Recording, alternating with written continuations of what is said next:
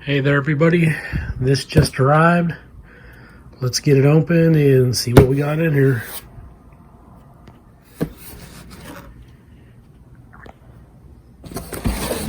Okay, there it is.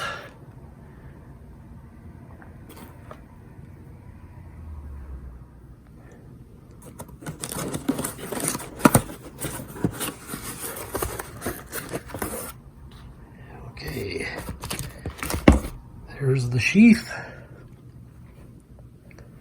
Typical Condor style sheath, actually pretty good. Made in Salvador.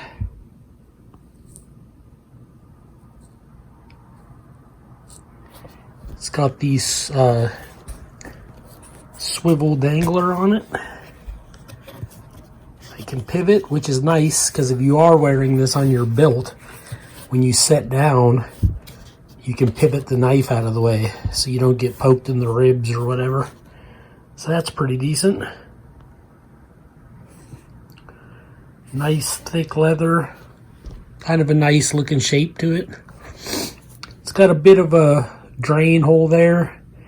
You'd probably be wise if you took a nail or something and opened that up a little better, just to make sure any liquids could come out. But that's enough about the sheath. And their knife is made of 1075 high carbon steel, and they tell you to just keep it clean and keep it oiled. And let's see, you get the little Condor book with all their different hatchets, axes, swords, spears, knives, throwing knives, you name it. It's all in there. But here is the knife.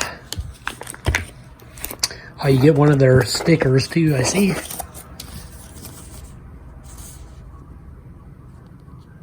That's cool. But let's set this aside, at least up there like that. Okay, let's get the tape off. That was easy enough. Looks like there's a tip protector in there. You can see that. Oh, and there it is. Little silica pack. The tip protector popped off, but there is the blade. That's what you're here to see, is the knife. So there it is. I notice the grind on it right off the bat. Looks like it's a convex. And then I see that false edge, the swedge up on the top.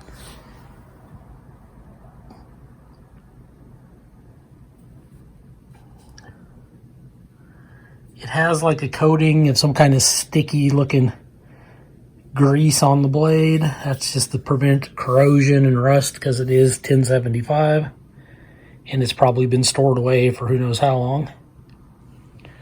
Okay, it says Condor, El Salvador on the blade there. And this side doesn't say anything. They don't list the steel type or anything, but it is listed online as 1075, which is typical for Condor.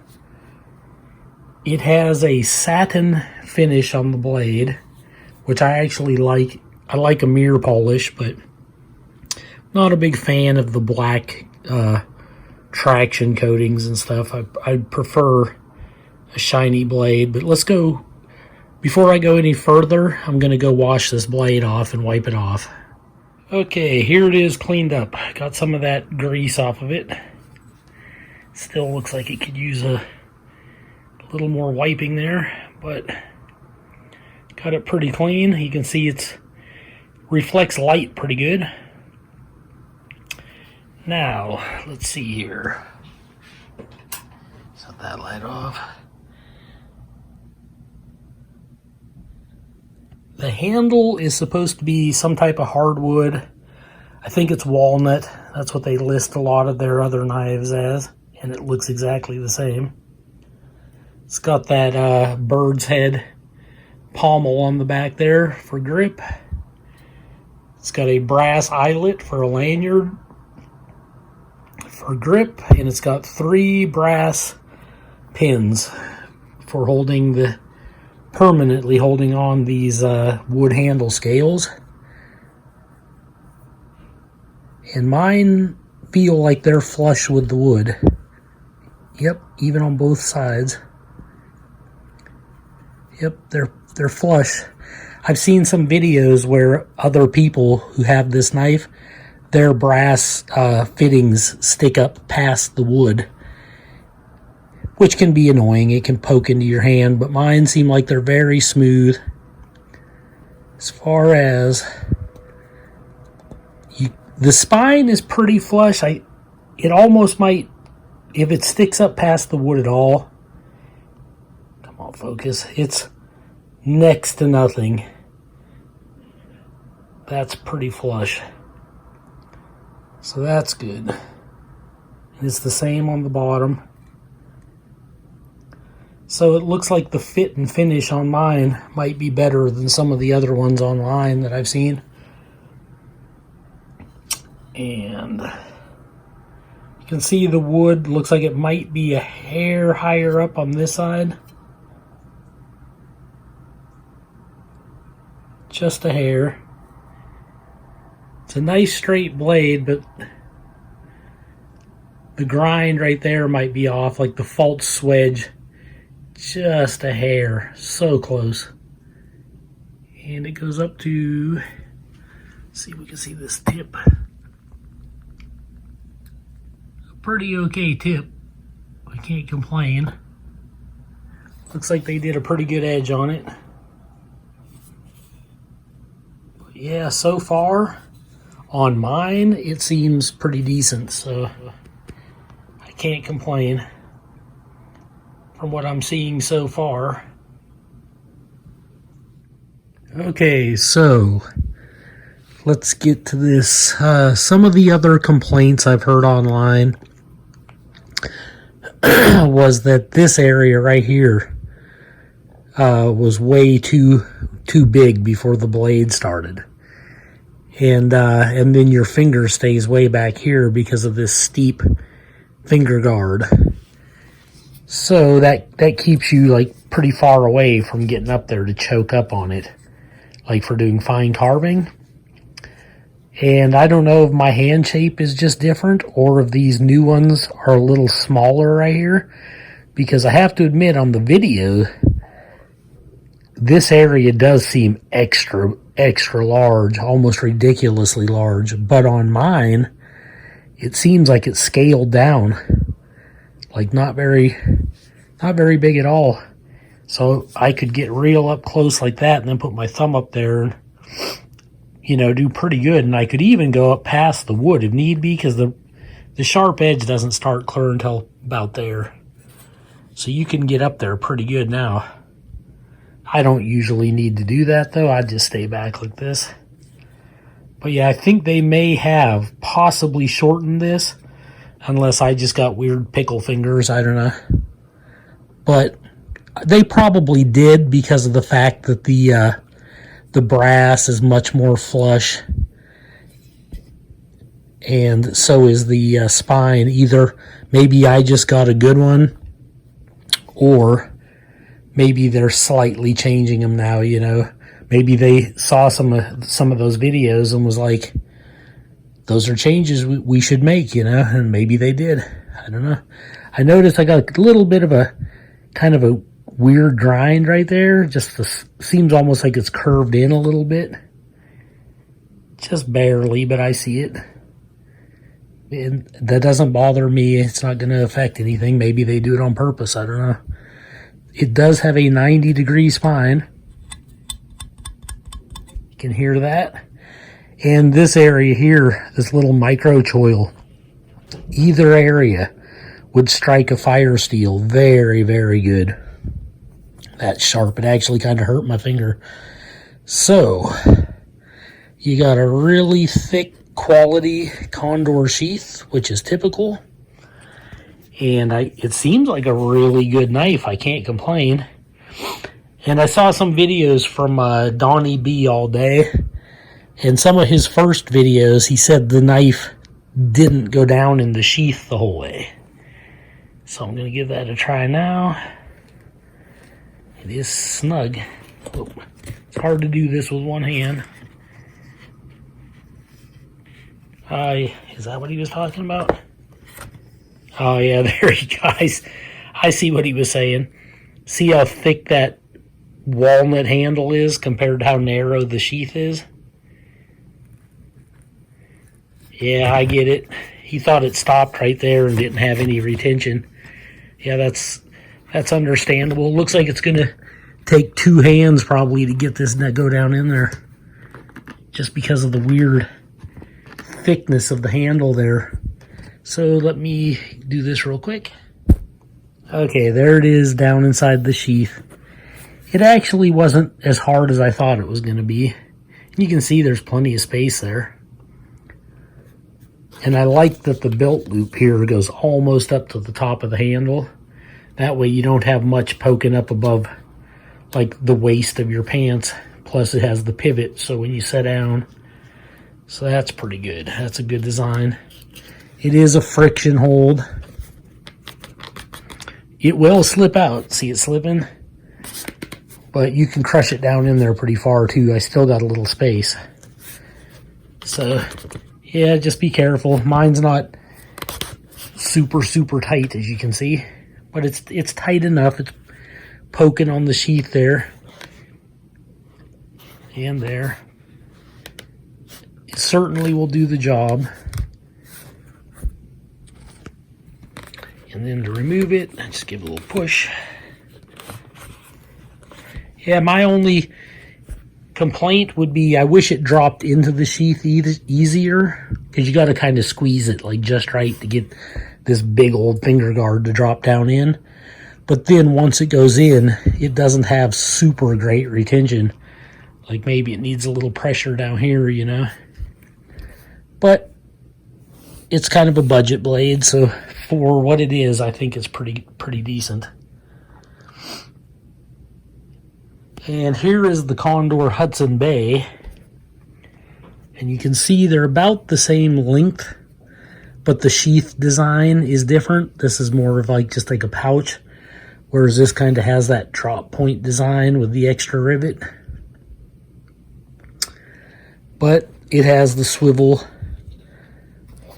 on the back there too, so pretty much almost identical. This is friction too, but you can see that's way tighter in there. Like it doesn't just slide out like this one does.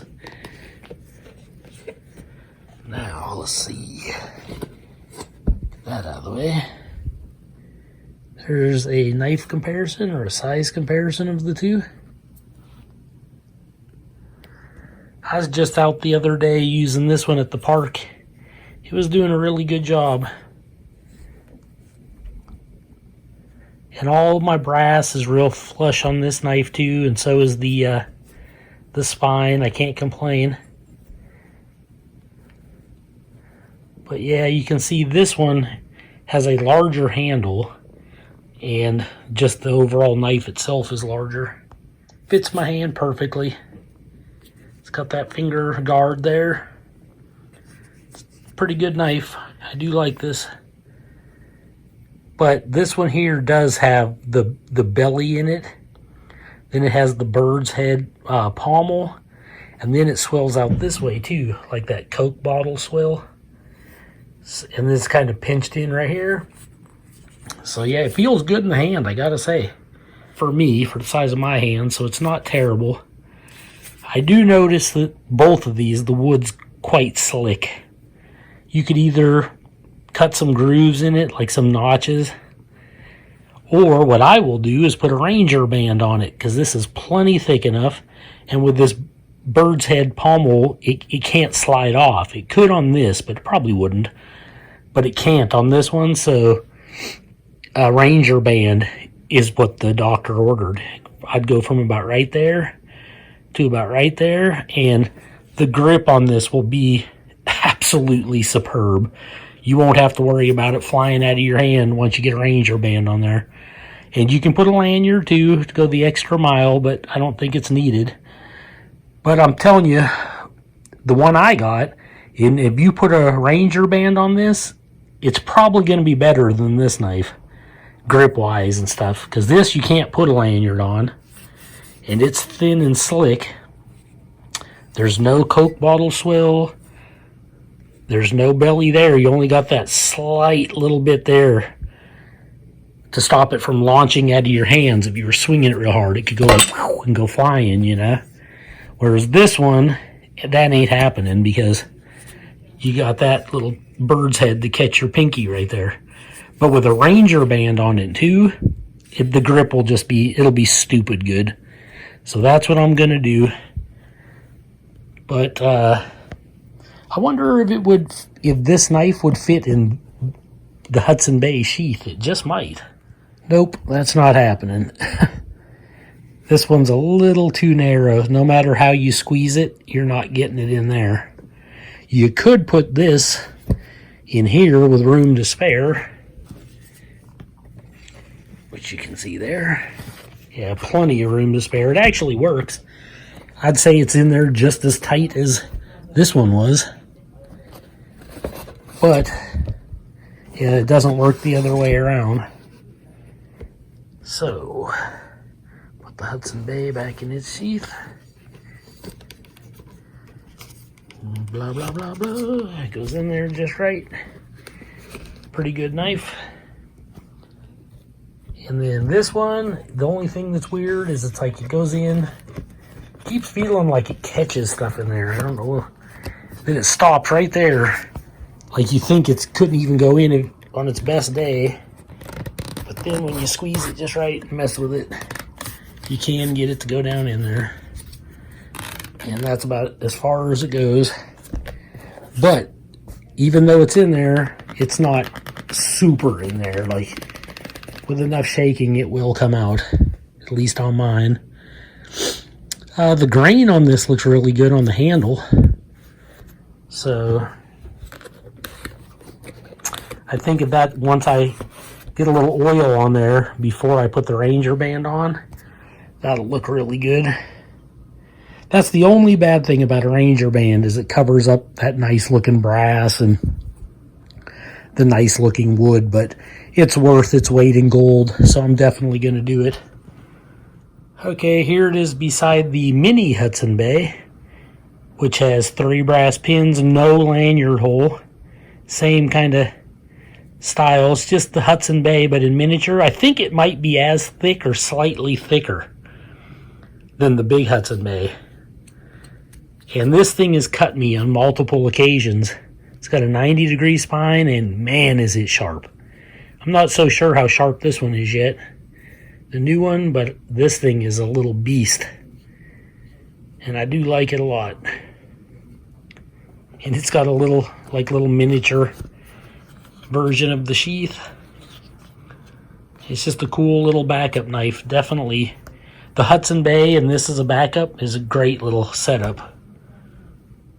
Okay, this at the widest point is about 2 inches. 2 inches wide there. About 1.5 inches on that fat spot on the handle. And let's see. We're looking at, how big is that? I think it's about right. You're looking at, cutting edge is right there. About 8.5 inches on the cutting edge. And I think some of those other videos, the blade was longer, so it probably was, this area was just perhaps larger before on some of the older models. Okay, and make sure that's back where it should be. So mine has an 8.5 inch cutting edge, and it is about 14.5 overall, is about 5.5, somewhere in that ballpark. Yeah, about maybe just a hair over 5.5 for the length, which suits my mitts pretty good. And if I had a glove on too, it would make a lot more difference. So yeah, this is, I held off on ordering that for a long time because of I saw several videos where there was so much complaining about it, it actually kind of spooked me from purchasing it. And then I ultimately picked up the Condor Hudson Bay, and it was fine. I liked it. But the handle, in my opinion, was small and slippery and left a lot to be desired. Plus that weird pitted forge look. Some people love it. I could take it or leave it. I don't love it. I kind of like a more mirror polish or satin polish on my knives. So I just was like, you know what? Even if this Condor knife is a bunch of crap, I'm going to get it and just give it a try. Mostly just out of boredom more than anything else. So I did. And from what I'm seeing, I think they might have revamped them. It doesn't seem to be too shabby. I'm kind of glad I got it. I'm glad I waited because I might have got one of the crappier ones, you know, but now I think I might have got a better one. Okay, here's a sheet of printer paper. This is the knife.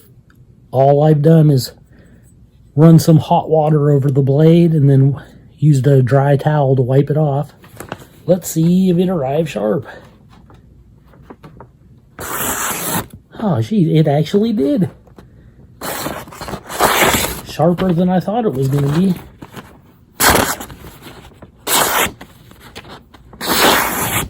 Oh, yeah. Not too bad. I think it could use a light stropping. Like it's probably just quickly sharpened on a belt sander. So a strop could take this to the next level. But yeah, it's paper cutting sharp. All the way from the here to here. Yeah, let me see here about this. See how sharp it is to poke through something. Yeah, not too bad. Wish I had more room to maneuver right here.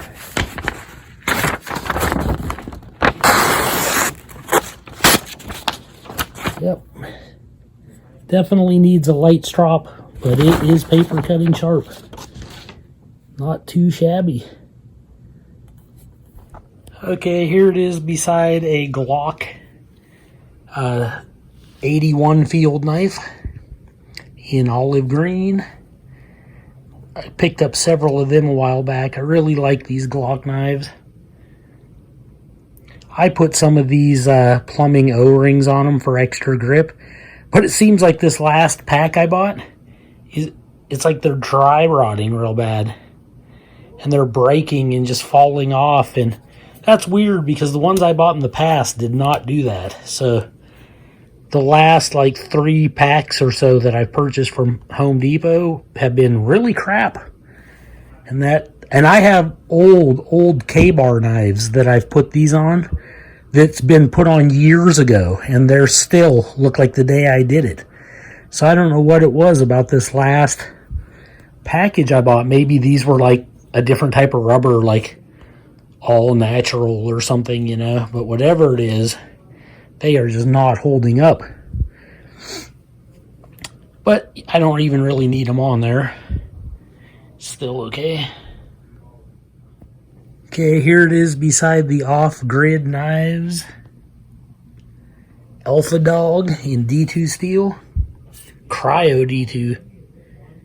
This is an underrated knife. Definitely. I do like this one quite a bit. Such a unique shape.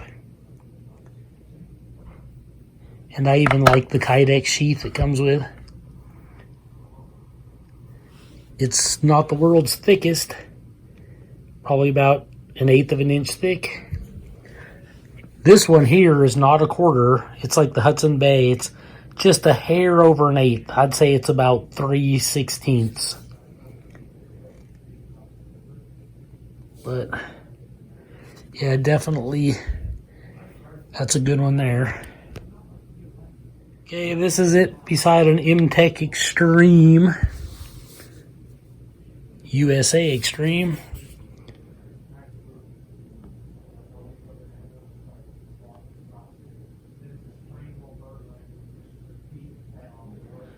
This one's made out of 440 steel with like a bead blast finish. It's a cool knife, full tang, really thick, big fat 1/4 inch thick. That is a cool blade. Hard to find those anymore. Okay, this is it beside the Ned Foss version of that M-Tech knife I just showed you. And the difference with this is it's just the fit and finish seems better. The micarta is much easier on the hands. And this thing arrived. It's a little hair less than a 1/4 inch on this one, but this thing is sharp when it arrives. Full tang. That is a beast. This is a good knife. You get these on Amazon. Here it is beside the Terava Skrama 200 from Varustelika in Finland. You can see it's pretty similar in size. Even the handle shape is kind of similar. This is a thinner stock of steel, and this is like a rubber, like tire rubber almost, so very grippy. Here's the Terava Skrama 240, the big brother. You can see it's larger than the Condor Moonshiner. Can you believe it? Okay, here it is beside the Salvador Von Timsky Bowie. And I got a Ranger band on here. This is wingay wood underneath. And you can see it's larger. It's noticeably thicker. And seriously, these are expensive. Not everybody can afford them. But if you can afford it and you don't have this knife, you don't even have any knives. Like, you gotta get this thing. It is just awesome in every way. Heavy. This thing's a tool. Like, this ain't no like pretty boy wall hanger. This thing is a freaking beast. Convex, high convex grind, L6 Swedish steel. Geez, they are just big giant handguard. As you can see, it's just a straight handle. There is a lanyard hole and brass pins down in there. And they're flush. They're done very nice. But the Ranger band gives you all the grip you'll ever need. And that's what I'm going to put a little piece of Ranger band on here also. Okay, that last knife I just showed you, the Von Timsky Bowie. This is what the handle pretty much looks like on it. You got those copper and brass rivets. You got the lanyard hole, the wingay wood. And this is just the smaller little brother to that one. This one's called the Ranger. And this is great. And it's got the high convex also. Like this little convex compared to this big convex. And it's L6 Swedish steel also. It's a awesome knife. Okay, last but not least is my Tops full-size Tom Brown Jr. tracker knife. It's got like a weird kind of coyote brown traction coating on it. And it is a thick tank like a lot of Tops knives. Made in the USA, micarta handle. Yeah, this thing's heavy. Man, this is a beast. I think it weighs more than that one. But they're both cool. This is fairly expensive and this is more of a budget knife. Alright, that's about it for this video. It's going on too long.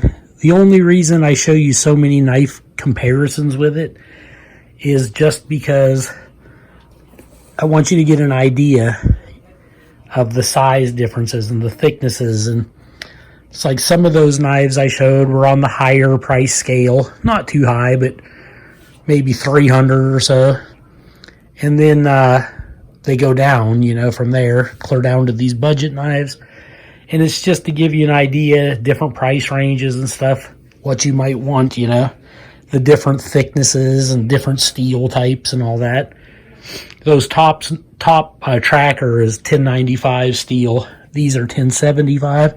I've always preferred 1095 over 1075. In my opinion, I just always had better outcome with the 1095. In fact, one of my biggest gripes about Condor for years has been the 1075 steel. And it's not because I'm a steel snob. It's because I notice when I'm out using it, like on wood or whatever, it won't bite in as easy or as deep. Some of the hits will, but a lot of them don't. And then sometimes when it finally will bite in, it tends to wedge and get stuck. And I've always wondered, was that the steel they use that does that? Or was it the way they grind their edges that does it? But so many of my Condor knives do that when I'm chopping into hardwood, especially like seasoned hardwood. And a lot of times, like my other knives, like K-bar and tops and my finish knives and all that stuff, I just don't have that issue nearly as much. I mean, I'm not saying they don't ever do it, but it just seems like they make the work easier, you know? Whereas it's a little harder work with the 1075. And that's just how it seems to be, in my opinion, the way things seem to work out for me.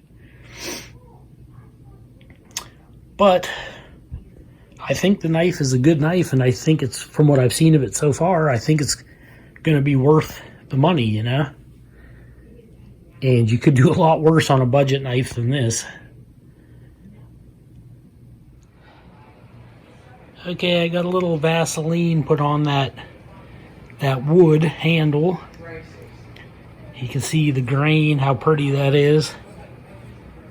Looking pretty nice. There's the piece of Ranger band I cut that I'm going to put on the handle here. So we'll do that now. Okay, I got the piece of Ranger band on there. It only looks dusty white because they put like a chalk inside of the inner tube. But once I get this, I actually just stropped the edge of the blade. It had a couple little tiny micro nicks I noticed when it was fresh out of the package, but it is sharp now. And the wood is oiled up with Vaseline, and it'll sink down into that wood grain really well and protect it. And then the Ranger band, the piece of Ranger band I picked had some tread on it. And man, this thing, if you could feel this, it ain't going nowhere. Your grip is just unreal. Now all I have to do is clean the blade again. I'm going to use some really hot tap water and then dry it with some paper towel, and then I'm going to lightly Vaseline coat the entire thing, and it'll be good to go. And the one thing I noticed with this Ranger band, it actually fits and grips into this sheath a little better. So now it's way less likely to shake out of there. So it even helped with that. So definitely give the Ranger band a try, and I think you'll like this knife a lot better. Okay, here it is all finished. It's been stropped thoroughly, cleaned thoroughly, Vaseline on everything. Got a nice grippy Ranger band on there. And because of this finger guard and this bird's head pommel, it ain't going nowhere. That is on there. And just look how nice that blade's looking. That weird mark is where it touched the sheath right there when I laid it against the sheath. But yeah, sharp and good looking. Yeah, I'm actually glad I picked this one up. I waited a long time. Was actually going to never get it, but I finally did, and I can't complain. Unless I go out and chop with it and it chips all to hell or something, but it's the same 1075 as the Hudson Bay, and it holds up quite well. So I think I made a good purchase on this one. Well, there it is. Guess I'll do a quick, whatever you call it, thumbnail. And back this up out of the way, I guess. Yep, there it is, looking good. I wish the daylight's gone, so I'm using this lamp, and the colors look so weird with this lamp light. Well, this is all I have to say, I guess, for this unboxing. This is Joe Doomsday signing out.